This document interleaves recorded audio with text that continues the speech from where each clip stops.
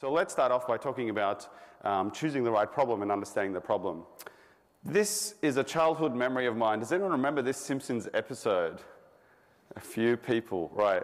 So Homer decides to build his own car, and he calls this the Homer, and it's a car designed for people like him.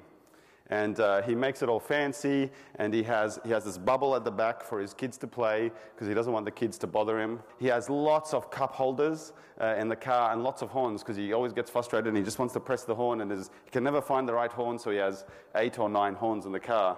And to some degree, Homer designed this car for people like him. And when he came to present it to a whole lot of people, they were confused, and a lot of people didn't connect to it, but he built it for people like him.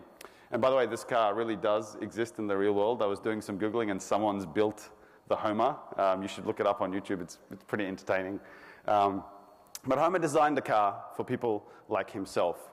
And you heard a little bit about personas yesterday. And in an ideal world, you guys would be talking to all your customers.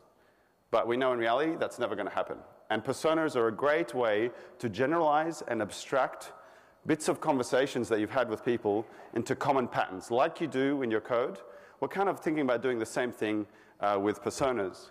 And what does this, and what do we do with this at Atlassian? So we have a persona for William. He's kind of like the power user, the one who loves keyboard shortcuts and quick ways of doing things. We have Emma. She's kind of like the new developer.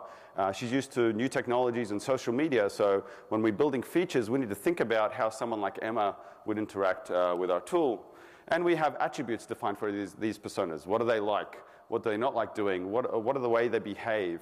And we abstract these out into generalizations that help us build better software. And to remind ourselves, we stick them everywhere, even in the toilets. So this is in the San Francisco office. In the bathrooms, you can kind of read the personas while you're in the bathroom. So a great way to remind yourself.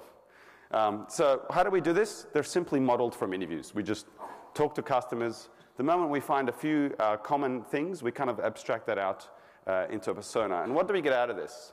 I want to share with you guys 3 things and 3 quick examples.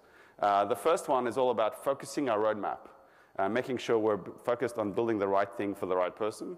The second thing it helps us do is create better experiences.